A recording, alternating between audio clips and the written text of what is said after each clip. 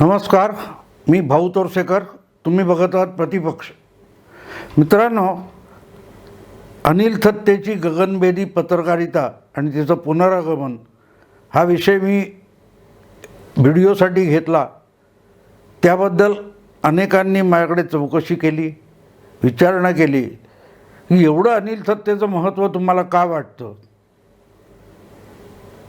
फक्त एक माझा समकालीन पत्रकार पुन्हा एकदा या नव्या डिजिटल माध्यमामध्ये किंवा यूट्यूबच्या माध्यमातून समोर आला याचं कौतुक करण्यासाठी हा व्हिडिओ मी अजिबात केला नव्हता. हे सगळं प्रतिपक्ष चालवताना लोकांना वेगवेगळ्या विषयात सजग करणं, जागरूक करणं हा माझा हेतू आहे. आणि त्यामुळेच अनिल थत्तेचं पुनरागमन ही केवळ एका मित्राचं पत्रकारितेतलं पुनरागमन म्हणून महत्त्वाचं नव्हतं.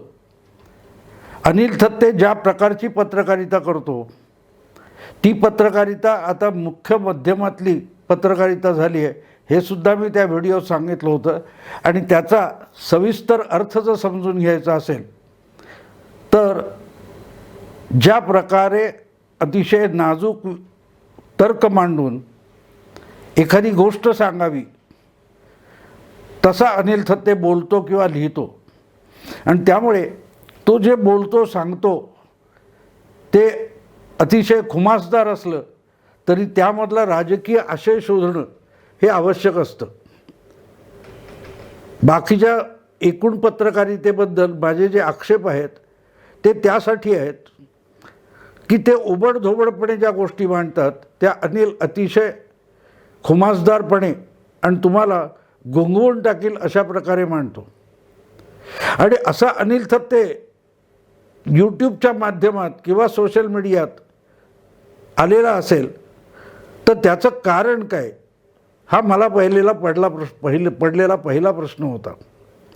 शिवाय ज्या पद्धतीचा विषय त्याने ह्या बंगालच्या निवडणुकीच्या निकालांच्या संदर्भाने हाती घेतला आहे आणि ज्या प्रकारे तो त्याची सलग 3-4 व्हिडिओ त्याने मांडणी केली, त्यामुळे माझा हा जो काय संशय आहे किंवा काय म्हणा तुम्ही शंका आहे ती बळावली. आणि म्हणूनच नव्या पद्धतीत महाराष्ट्राच्या राजकारणाकडे बघणं मला आवश्यक वाटतं. एका व्हिडिओमध्ये अनिल थत्तेने खुद्द शरद पवार ज्यांनी हे 3 पक्षांच्या महाविकास आघाडीचं सरकार बनवलं ते शरद पवार आता एकूण या सरकारला विटलेले आहेत आणि शरद पवारच कुठल्याही क्षणी हे सरकार पाडतील असं धक्कादायक विधान अनिल थत्तेने केलं. वरकरणी ते हास्यास्पद वाटेल कारण त्यांनीच बनवलेलं सरकार आहे, पण अनिल थत्तेचं हे विधान आणि सध्या महाराष्ट्रातली राजकीय परिस्थिती बघितली तर त्यामध्ये काही विचित्र धागेदोरे गुरफटलेले दिसतात. त्यापेक्षाही महत्त्वाचं की अनिल थत्ते ज्या प्रकारे गगनभेदी चालवत होता त्यामध्ये सामान्य माणसाला नुसतं राजकारणातलं गॉसिप तो सांगत नव्हता, रंगवून सांगत नव्हता, छानपैकी गोष्ट करून सांगत नव्हता, तर त्यातून तो अनेक राजकारण्यांना आणि राजकारणाशी संबंधित व्यक्तींना काही संदेश देखील देण्याचा प्रयत्न करायचा. आणि म्हणून मी अनिल थत्तेच्या पत्रकारितेला गगनभेदी पत्रकारिता म्हटलं. राजकारणात साधारणपणे जे मुरलेले राजकारणी असतात ते नुसतंच आपल्या परिचित पत्रकारांशी कुजबूज करतात असं नाही, गप्पा मारतात असं नाही, त्यातून अनेक गोष्टी अशा सांगतात की त्यांना पाहिजे तशा त्या जाहीर झाल्या पाहिजेत आणि त्यावरून त्यांना काही प्रतिक्रिया अपेक्षित असतात. आणि त्या प्रतिक्रिया मिळाव्यात किंवा त्यातून काही गहजब किंवा हालचाली सुरू व्हाव्यात ही सुद्धा अपेक्षा असते. आणि ज्याला आपण सामान्य आपल्या रस्त्यावरच्या भाषेत पुढी सोडणं म्हणतो, तशा प्रकारे या गप्पा होतात आणि त्यातून बातम्या येत असतात. अनिल थत्तेने याची सुरुवात केली गगनभेदी म्हणून, आणि आता तोच अनिल थत्ते परत आला आहे आणि ज्या प्रकारे त्याने पवार त्यांनीच बनवलेल्या सरकारला कंटाळले किंवा तेच हे सरकार पाडतील असं तो सांगतोय, आणि त्याला दुजोरा देण्यासारख्या हालचाली ज्या मी म्हणतो की आता जवळजवळ महिना दीड महिना झाला आहे महाराष्ट्रामध्ये कोरोनाची दुसरी मोठी लाट आली आहे आणि प्रचंड हलकल्लोळ चालू आहे. मराठा आरक्षण हा आणखीन एक मोठा विषय महाराष्ट्रामध्ये धुमसतो आहे, पण शरद पवार त्याविषयी चकार शब्द बोललेले नाहीत. आणि त्या पार्श्वभूमीवर जेव्हा अनिल थत्ते हे असं विधान करतो त्याला एक वजन प्राप्त होतं, आणि त्याचं कारण अनिलने ज्या प्लॅटफॉर्मवर येऊन ही भूमिका किंवा हे विवेचन केलं आहे त्यालाही महत्त्व आहे. हा जो प्लॅटफॉर्म आहे साप्ताहिक विवेक किंवा तरुण भारत, हा भाजपचा किंवा संघाचा प्लॅटफॉर्म म्हणून ओळखला जातो. एक दैनिक आणि दुसरं साप्ताहिक हे संघाचं किंवा भाजपचं समर्थक आहे हे जगजाहीर आहे. आणि त्या प्लॅटफॉर्मवर येऊन अनिल थत्ते ज्या प्रकारची विधानं करतोय तेव्हा मग शंका येते अनिलने हा प्लॅटफॉर्म का निवडला. जर त्याला पवारांच्या राजकारणाला पूरक असं काही सांगायचं आहे, तुम्ही ते जे मी सांगतोय ते व्हिडिओ बघितले तर काही प्रकारात पवारांच्यावर टीका पण आहे, पवारांचे गुणदोष सांगितलेले आहेत, पण दुसरीकडे पवारांचं अव्यापाराशी व्यापार म्हणावा असं कौतुक पण त्यात आहे. आणि ते कुठे केलं आहे तर ते भाजप किंवा संघाच्या प्लॅटफॉर्मवरून केलेलं आहे. आणि म्हणून या सगळ्या अनिलच्या विधानाला एक वेगळी दिशा किंवा भूमिका प्राप्त होते. हे अनिल जाणीवपूर्वक करतोय का मला माहीत नाही.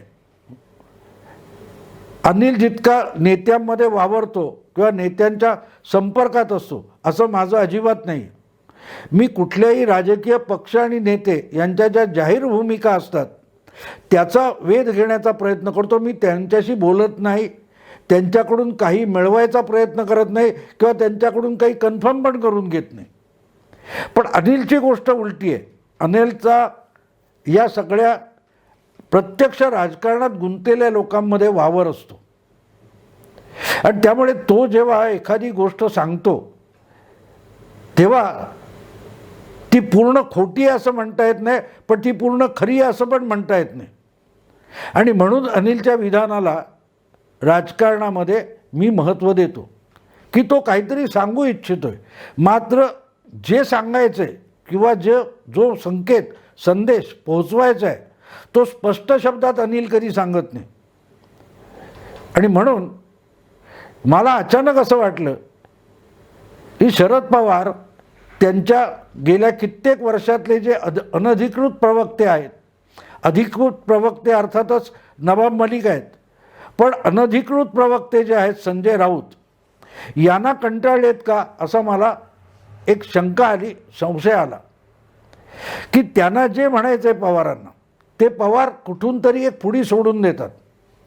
तुम्हाला आठवत असेल मध्यंतरी अचानक एक बातमी आली होती की शरद पवार आणि त्यांचे अत्यंत निकटवर्ती विश्वासू नेते प्रफुल्ल पटेल राष्ट्रवादीचे हे अचानक अपरात्री विमानाने अहमदाबादला गेले आणि तिथे देशाचे गृहमंत्री अमित शाह यांच्याशी या दोन NCP नेत्यांची गोपनीय बैठक झाली अशी एक बातमी आली होती. ती सुद्धा गुजरातच्या वर्तमानपत्रात आली आणि ती अगदी छोटी होती, पण ती गाजली महाराष्ट्राच्या आणि प्रामुख्याने मराठी माध्यमात. तेव्हाही मी एक गोष्ट सांगितली होती की ज्या वेळेला पुढ्या सोडायच्या असतात तेव्हा शरद पवार हे संजय राऊतांच्या तोंडाने बोलत असतात, पण जेव्हा खरोखरच काही नेमकी भूमिका घ्यायची असते आणि त्याविषयी चाचपणी करायची असते तेव्हा पवार साहेब हे प्रफुल्ल पटेल यांच्या तोंडाने बोलत असतात. तसंच हा जो विषय अनिल थत्तेने आणलेला आहे की पवार आणि फडणवीस हे एकत्र आले पाहिजेत आणि ते येऊ शकतात, याचा तर्क पण अनिल थत्तेने त्या सगळ्या व्हिडिओमध्ये मांडलेला आहे. पण तो मांडला आहे कुठे लक्षात घ्या, भाजपच्या प्लॅटफॉर्मवर मांडलेला आहे. आणि त्यामुळे मला अशी शंका आली की अनिलच्या या विधानाला भाजपच्या प्लॅटफॉर्मवर आणलं तर भाजपच्या सामान्य कार्यकर्त्यामध्ये, संघाच्या सामान्य कार्यकर्त्यामध्ये त्याविषयी एक संभ्रम निर्माण होतो किंवा चलबिचल सुरू होते आणि त्या दिशेने विचार सुरू होतो. पवारसाहेबांची ती अपेक्षा आहे का? पवारांच्याच प्रेरणेने अनिल थत्ते बोलतोय का? कारण तुम्हाला आठवत असेल त्या एका व्हिडिओमध्ये अनिल थत्तेने असं म्हटलंय की संजय राऊतवर सुद्धा शरद पवार भडकले. तुझा तो मुख्यमंत्री मी केलेले फोनसुद्धा उचलत नाही, तर तू जा आणि तू मुख्यमंत्र्याला मला फोन करायला लाव. असं अगदी संतप्त होऊन शरद पवारांनी संजय राऊतांना सांगितलं, असं अनिल थत्तेने एका व्हिडिओत म्हटलेलं आहे. आणि म्हणून हा सगळा प्रकार थोडासा विचित्र वाटतो. त्यातून काही घडवून आणण्याच्या दृष्टीने जुळवाजुळव चालू आहे का?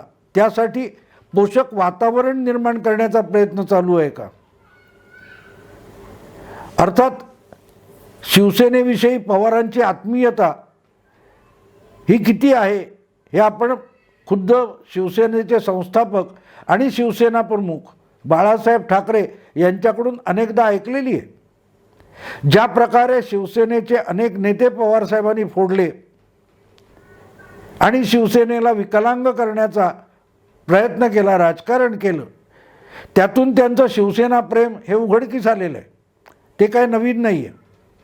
किंबहुना अशा प्रकारे सरकार बनवल्यानंतर शिवसेनेचा जो ब्रँड आहे हिंदुत्वाचा तो अधिक दुबळा होईल हे वेगळं सांगायला नको.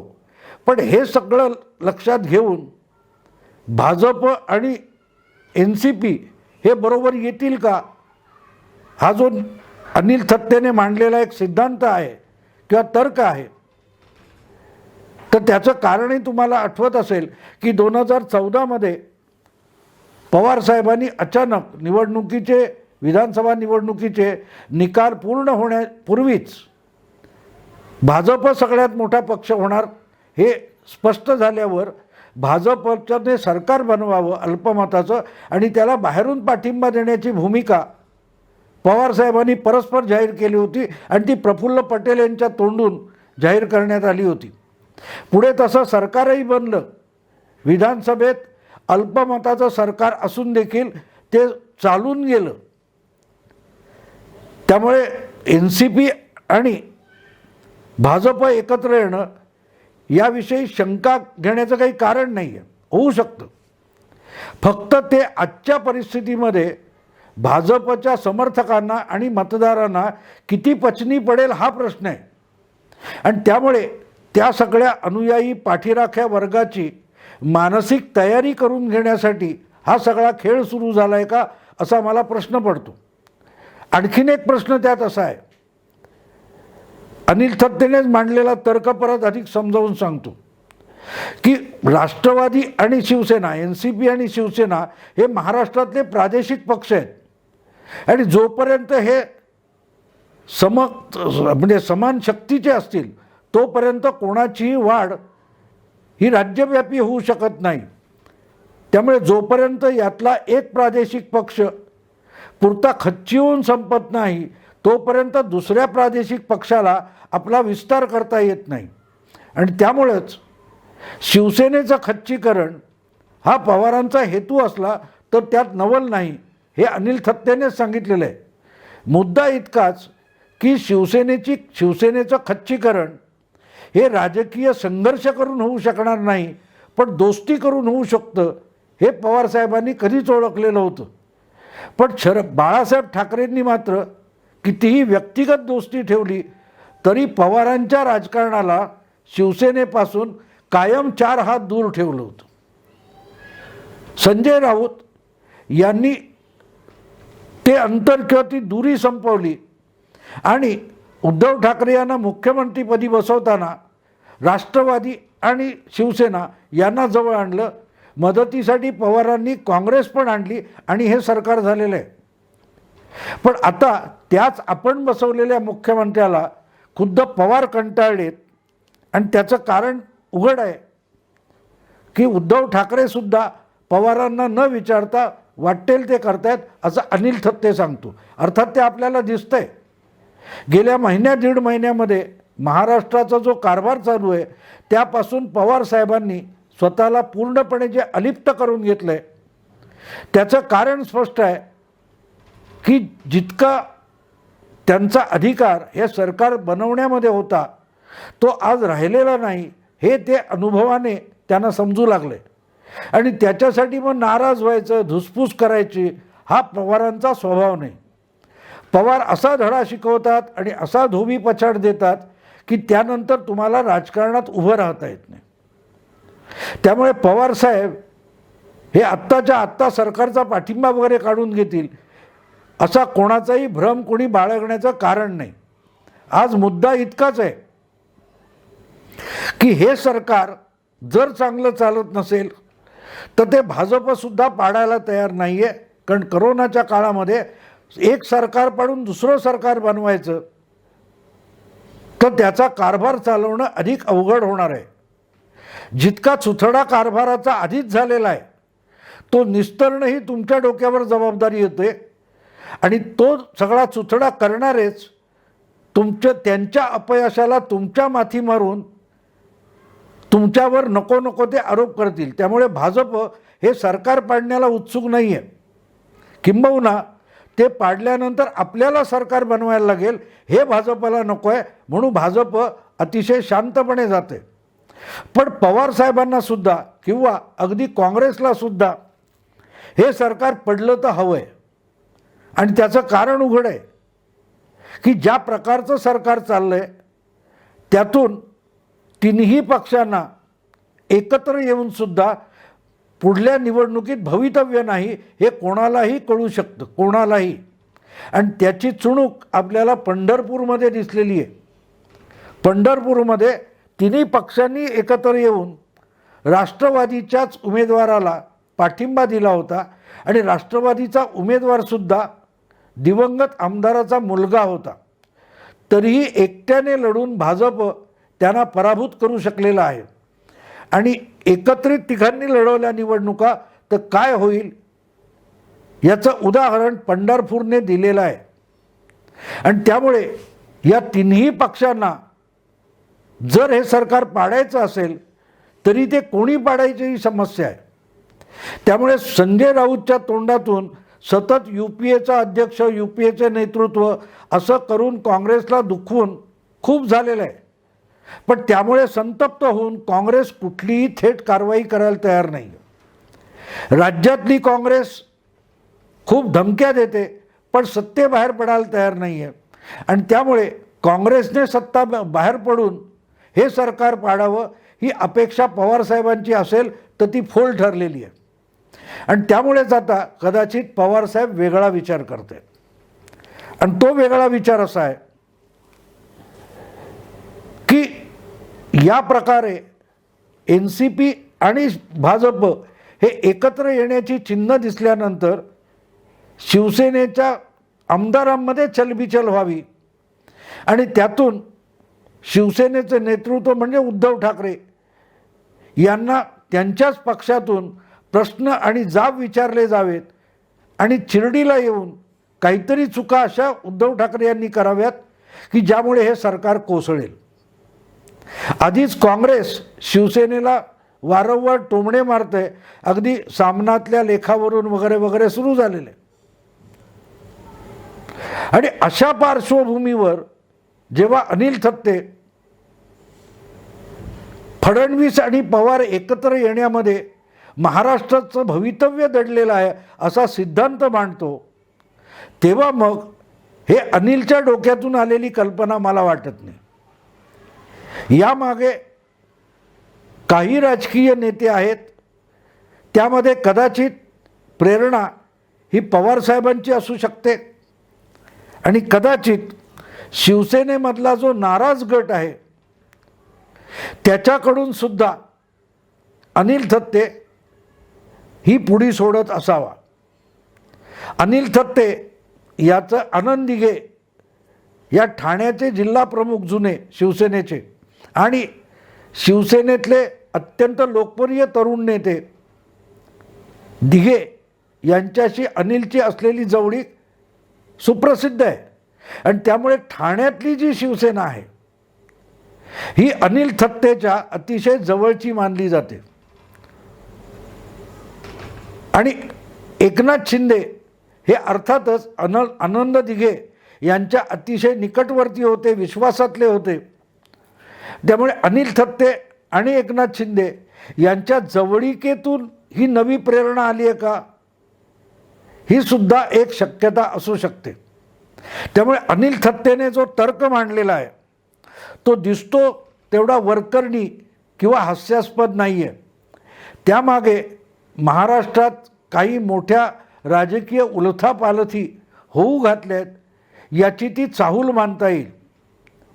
त्यामध्ये आघाडीत एकत्र बसलेले 3 पक्ष, या तिन्ही पक्षातून आत्ता विस्तव जात नाही आहे आणि म्हणून तिन्ही पक्षाचे प्रवक्ते आपण कसे अतिशय एक गठ्ठा आहोत, एकजूट आहोत आणि या सरकारला कसा अजिबात धोका नाही, हे तिन्ही पक्षांचे प्रवक्ते रोजच्या रोज तावाने सांगतात. याचा अर्थ त्यांनाही ही एकजूट भक्कम असल्याचा आता विश्वास उरला नाही, त्याचं लक्षण आहे. आणि ही सगळी पार्श्वभूमी लक्षात घेतली तर मग अनिल थत्ते ज्या प्रकारची पत्रकारिता करतो ती पुनरुज्जीवित करण्यामागे महाराष्ट्रातले काही बडे नेते असण्याची शक्यता आहे. अगदी स्पष्ट मला वाटतं ते सांगायचं तर संजय राऊत या आपल्या अनधिकृत प्रवक्त्याला पवार कंटाळलेत किंवा आता तो प्रवक्ता शरद पवारांना कदाचित निरुपयोगी वाटत असेल आणि त्यामुळेच त्यांनी अनिल थत्तेला एक आपला नवा अनधिकृत प्रवक्ता म्हणून पुढे आणलेला असू शकतो. अन्यथा कित्येक वर्ष जो बाजूला पडलेला चांगला पत्रकार हा अचानक यूट्यूबच्या माध्यमात येतो आणि हे बोलतो, हे मला अशक्य वाटतं. आणि त्याचं आणखीन एक कारण आहे की जी भूमिका आज अनिल थत्ते मांडतो यूट्यूबच्या वेगवेगळ्या व्हिडिओमधून, त्यामध्ये एक गंमत लक्षात घेण्यासारखी आहे की जे अनिल थत्ते बोलतोय ते संजय राऊत बोलू शकत नाही आहे. ज्या प्रकारे उद्धव ठाकरे किंवा आदित्य ठाकरे यांना लक्ष करून पवारांचे गुणगान करत अनिल थत्ते बोलतोय, ते पवारांचंच गुणगान करताना संजय राऊत बोलू शकत नाही. म्हणून संजय राऊतला पर्याय म्हणून शरद पवार साहेबांनी अनिल थत्तेला पुन्हा कार्यान्वित केलं आहे का, ॲक्टिवेट केलं आहे का. मी उगाच तुम्हाला अनिल थत्तेचे ते व्हिडिओ बघा असं सांगितलं नाही. राजकारण समजून घ्यायचं असेल तर असे व्हिडिओ बघावेत, अशी वक्तव्य वाचावीत, काळजीपूर्वक वाचावीत, त्याचे पुढले मागले धागेदोरे शोधावेत. यासाठीच तुम्हाला तुमचं लक्ष मी अनिल थत्तेकडे वेधलेलं होतं. आता ज्या प्रकारचा तर्क अनिल थत्ते मांडतोय त्यामध्ये पवारांचा राजकीय हेतू काय असू शकेल हा एक स्वतंत्र विषय आहे की हे सरकार बनवून पवार कंटाळलेत का, त्यांचा आणि पवार हे दूरगामी विचार करतात आणि दूरगामी डावपेच आखतात. 2019 मध्ये शिवसेना भाजप यांच्यामध्ये प्रचंड शत्रुत्व, वितुष्ट आणि दुरावा निर्माण करायचा म्हणून शरद पवार 2014 पासून डावपेच खेळत होते. 2014च्या विधानसभेनंतर भाजपला पाठिंबा द्यायचा तर त्यामागे शिवसेना भाजपमध्ये 5 वर्षात कमालीचा दुरावा निर्माण करावा ही आपली खेळी होती. हे पवार साहेबांनी IBN लोकमतच्या किंवा न्यूज 18 लोकमतच्या मुलाखतीमध्ये 2 वर्षापूर्वी सांगितलेलं आहे, आपला 1.5 वर्षापूर्वी सांगितलेलं आहे. तेव्हा पवार किती दूरगामी राजकारण करतात हे मी आता नव्याने सांगण्याची गरज नाही. आणि त्यामुळे अनिल थत्ते ॲक्टिवेट झाल्यानंतर जो राजकीय तर्क किंवा राजकीय भूमिका अतिशय खुलासेवार आणि खुमासदार भाषेत मांडतोय त्याचे धागेदोरे मित्रांनो समजून घेण्याची गरज आहे. सरकार पडेल का, लगेच पडेल का, किती दिवसांनी पडेल हा त्यातला दुय्यम भाग आहे. दुय्यम भाग आहे. ज्या प्रकारे पवारांची भूमिका अनिल थत्ते अधिकारवाणीने सांगतोय, त्याचा आशय आपण समजून घेतला पाहिजे. आणि त्यासाठी मी या संदर्भात आणखीन 3-4 व्हिडिओ करून तुम्हाला काही गोष्टी समजावणार आहे की हे सरकार बनवून मग पवारांनी साधलं काय, असा प्रश्न तुमच्या मनात येईल की जर सरकार बनवलं तर मग साधलं काय पवारसाहेबांनी, असाही प्रश्न तुमच्या मनात येईल. अशाही प्रश्नांची उत्तरं मी पुढच्या काही व्हिडिओतून देणार आहे.